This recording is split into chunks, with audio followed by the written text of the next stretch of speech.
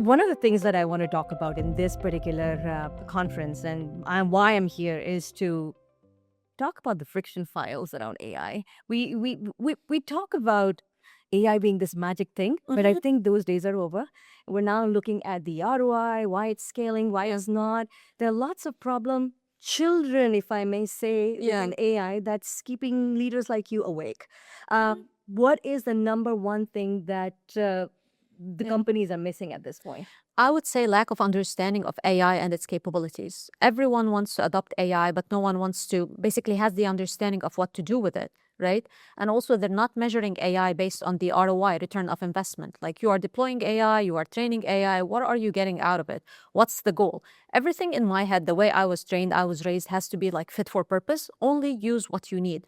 But now you see them deploying agents, deploying AI, LLMs, and so on, and it's becoming very chaotic.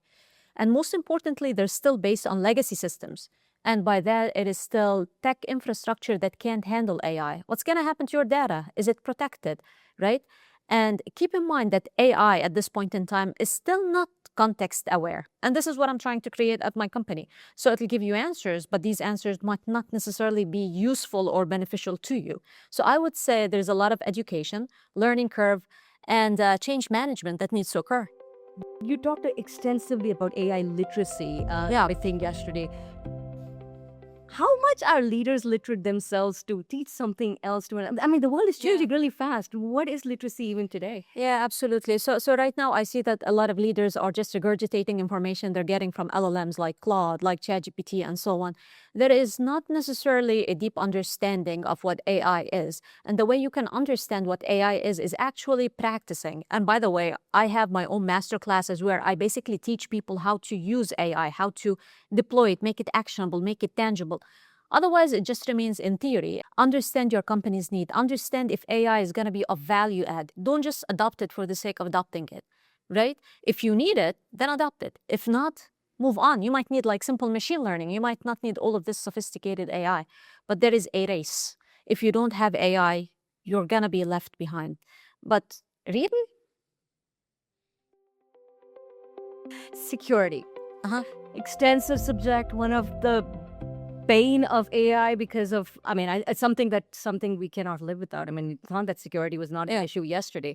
But what was insightful yesterday was around how old security threats remain still relevant and the new ones are coming in. And how does that make all of it even more harder? Yeah, so when it comes to security, you have to think of it two ways. What scares me about people is intent, right? Like as long as you have the bad intent to do something that is malicious, then you can go ahead and do it. And this is where cyber security by people is taking place. With machine, it's different. Keep in mind that machine is faster, like it's compressing that window as we talked yesterday, right?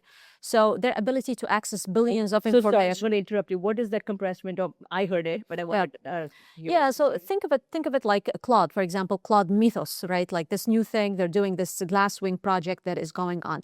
This model is running at a speed that you cannot fathom, you cannot imagine, right? So it's accessing billions of data points and it's adjusting as it goes, as it's learning and so on.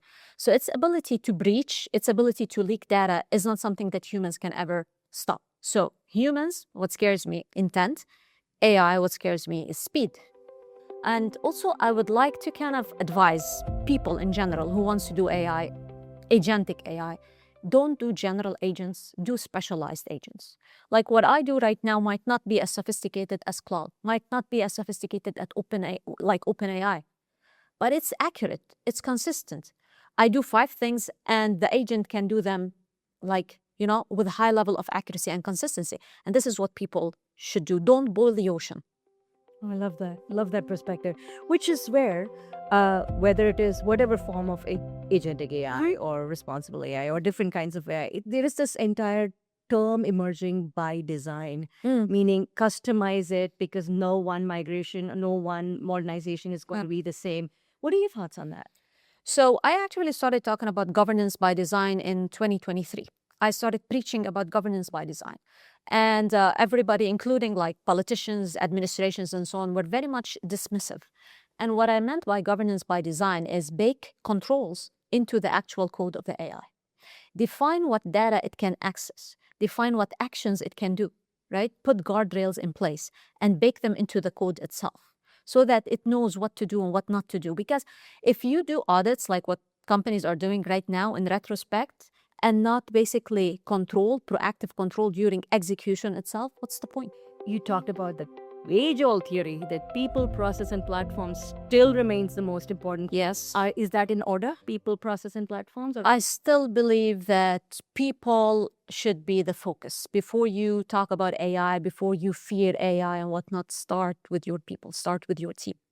This is what I think. Educate them. Make sure they are ready to adopt AI. AI readiness is important. Make sure that your tech stack is ready, which is the platform.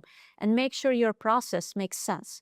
Whether that's a process to adopt AI and use it, or the process of having human in the loop. Before human in the loop, just define what the loop is. And one final question around what are the top 3 key metrics you're looking at which can help quantify or realize some kind of a ROI discussion where you realize, okay, this is going to be worth it. Yeah.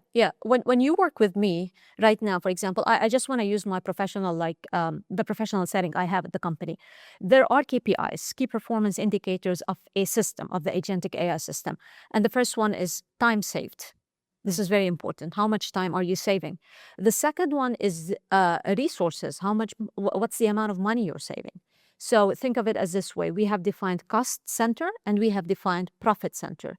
And the third one, what is the value add that AI is adding to your company at a reputation level, at an ethical level, is very important. Wow. And the technical debt? How about that? What is Yes. technical debt Yes. anyway? Yes, absolutely. Technical debt is basically you have a legacy system and you build AI on top of it. Is it going to be a rip and replace situation? And you don't want that to be a rip and replace. You want to adopt AI that can seamlessly integrate into your system without operational disruption.